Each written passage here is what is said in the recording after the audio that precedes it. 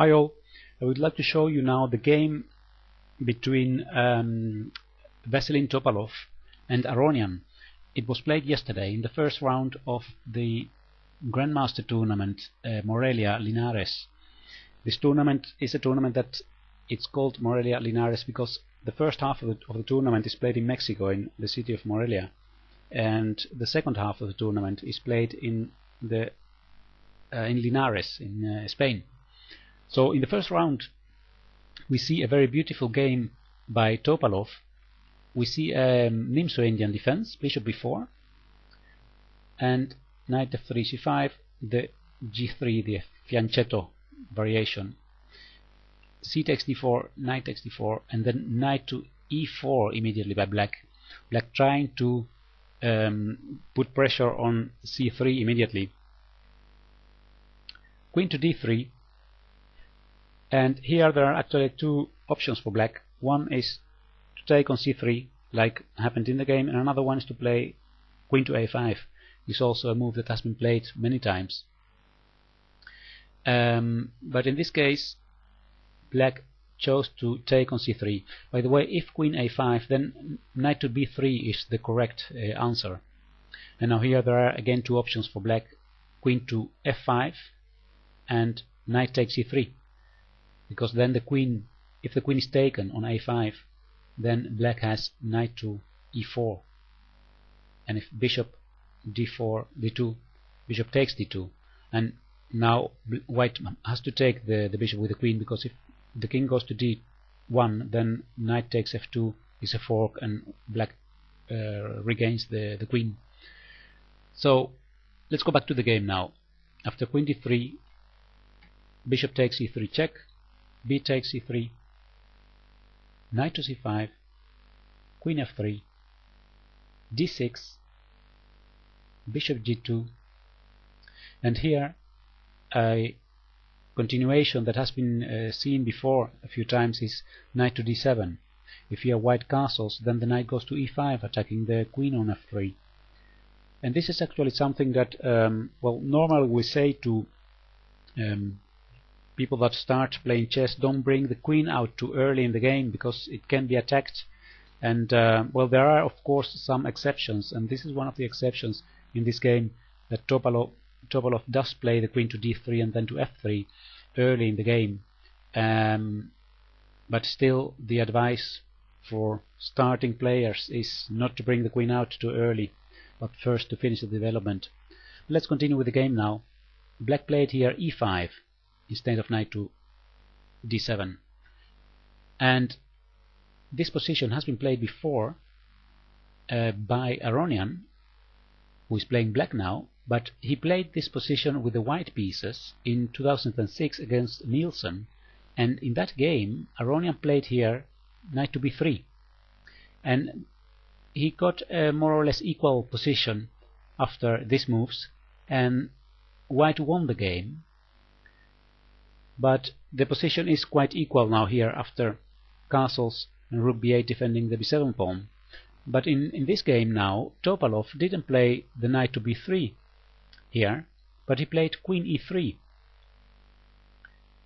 pinning the e5 pawn. Black castles, and now he plays knight to b3. So now the difference is that the queen is standing on e3 now, so the knight on c5 is attacked twice. Queen to c7 defending the knight, knight takes c5, d takes c5, and now castles. Knight to d7, at last developing this queenside light pieces, and now very normal moves like rook to d1 or rook to b1 are moves that we at first sight look at. But Topalov came with actually a move that is not that easy to see, but it's a very strong one, and that's the move f4.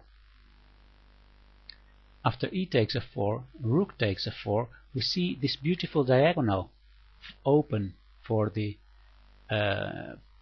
bishop, and it's very difficult to develop this bishop on c8 because b6 cannot be played because of this pin. And the f file is opened now, for the rook on f4. So it looks very nice for white. Now black played a5 with the idea of bringing out the rook to a6 and then being able to develop his bishop on c8. Queen e7 was played, and now we see that f7 is the weakest point for black. Bishop d5 is being threatened, pinning the f7 pawn. So black here played queen to e5, and the queens were traded, and now bishop to e3 was played. Once again, this pin is so important because the pawn on c5 is now attacked by this bishop, and it cannot be defended by b6 because of the pin of the pawn on b8.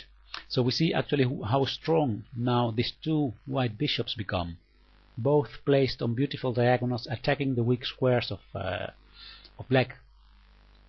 Knight to d7 to defend the c5 pawn, rook e4, rook a6, and now rook to b1, placing the rook on this half open file, attacking the b7 pawn. Rook to g6, and now rook e7.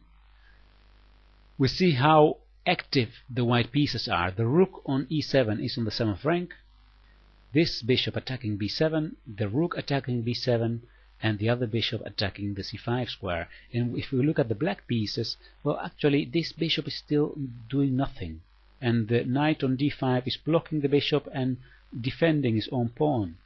And this rook on g6, well, is actually not really active now because there is nothing, no threat here on the king side. So this is a very beautiful position for white. b6 was played. Bishop f4, going to c7, trying to attack the b6 pawn. That's the base of the pawn chain. h5 now by black, trying to achieve something on the king side, and actually more or less a desperate move, because here it's very difficult to find good moves for black, because all these pieces are attached to each other. They have to keep defending the b6 square. So the knight cannot be played, and because the knight has to stay here, the bishop cannot be played because the bishop has to defend this knight. So it's very difficult for black already. h5, bishop e4 attacking the rook. Rook goes to e6, take, and now bishop to d6. The two powerful bishops attacking the black pieces. The rook goes to f6. Now rook to d1. King f7, bishop f4. Black cannot do much than wait, so he plays king to g8.